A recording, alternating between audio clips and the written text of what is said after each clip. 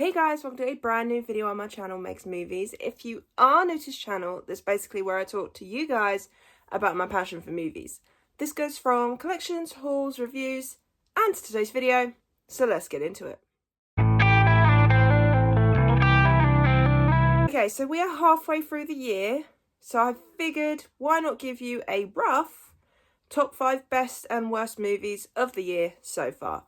Now, bearing in mind, I haven't actually kept track of all the movies that I've watched this year so far. I keep starting and stopping it on my Letterboxd, but I do really need to get down to it. So this is basically a very rough one. So this is the ones that have stuck in my mind the most.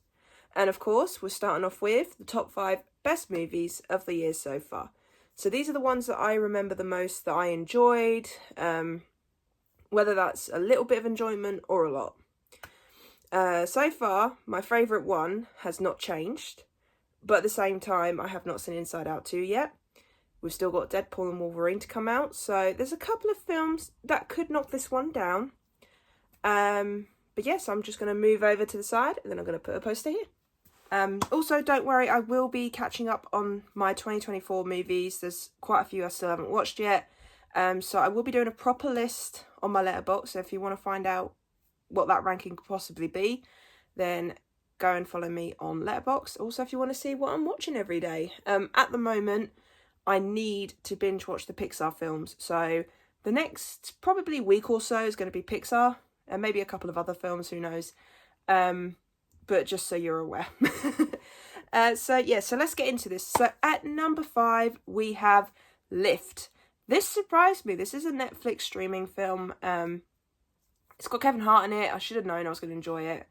But this was a good laugh. And what surprised me is that I thought Lift was just going to be okay compared to another film that I really wanted to watch called Good Grief, which was also on Netflix.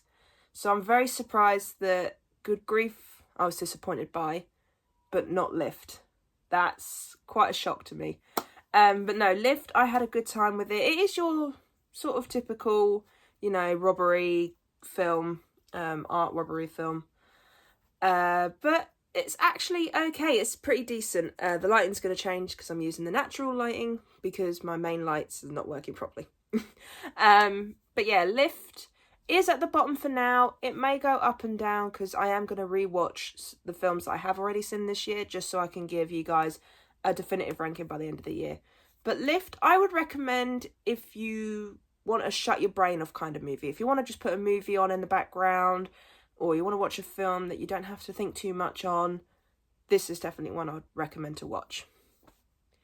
Okay, this might surprise some people, but number 4 is Roadhouse. Yes! I'd seen the first one, well, the original one, for the first time this year along with this one. I still need to watch Roadhouse 2, but you can't rent it on Amazon Prime and I can't find it anywhere else, so I'm going to have to buy it physically, which is a little bit annoying.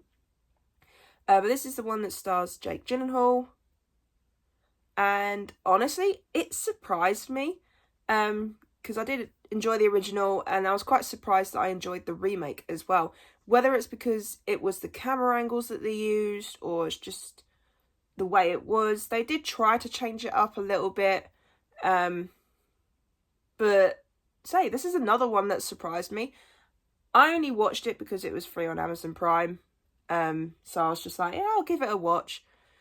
But yeah, again, it's kind of like Lift in a sense, where it's one that surprised me in a good way, that I was expecting it to be kind of good from the trailer, but then it ended up being slightly better than expected.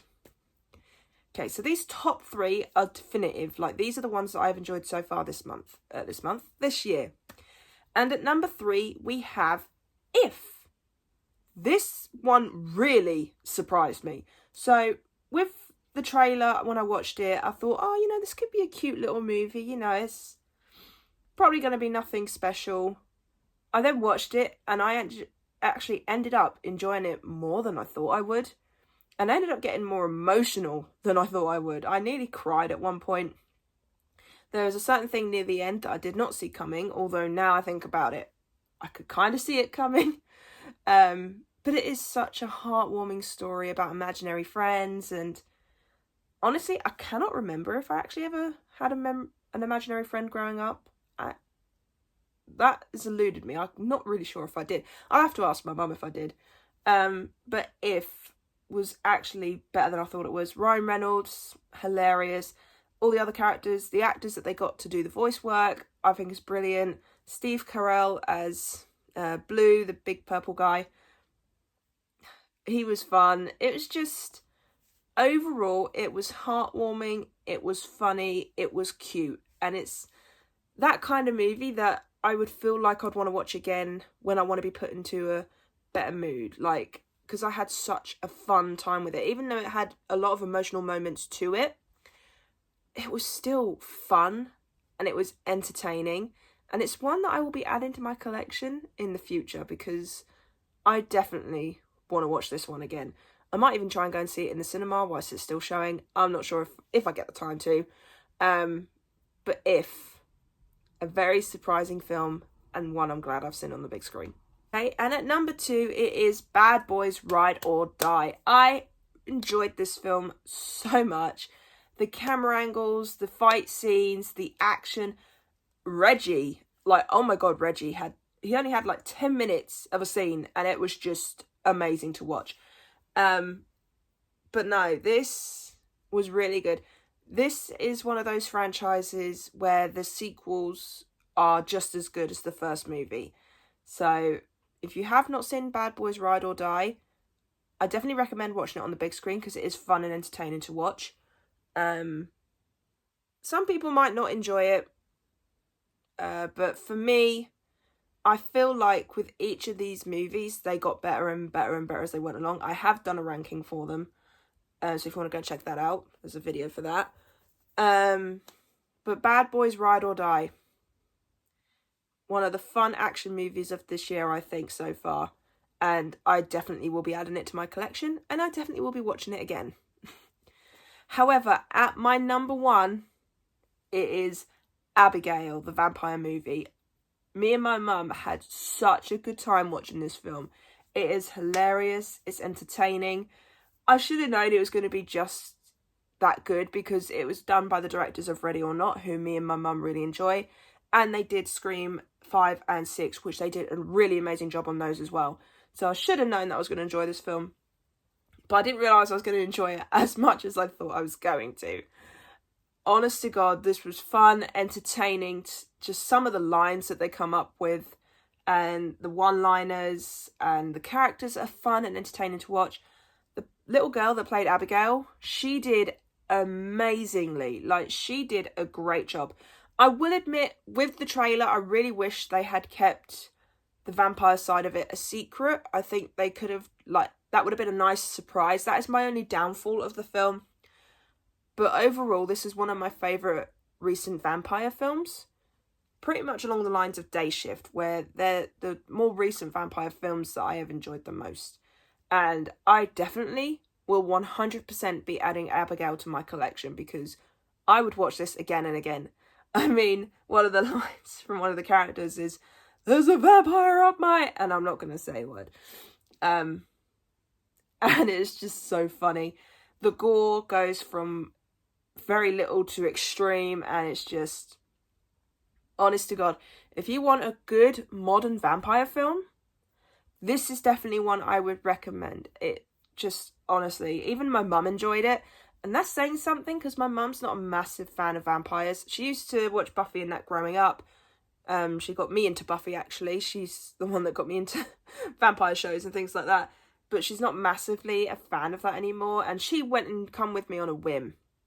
And I'm glad that she did because she ended up enjoying it just as much as I did. But so far, like I said, I've still got Inside Out 2 and Deadpool and Wolverine to see.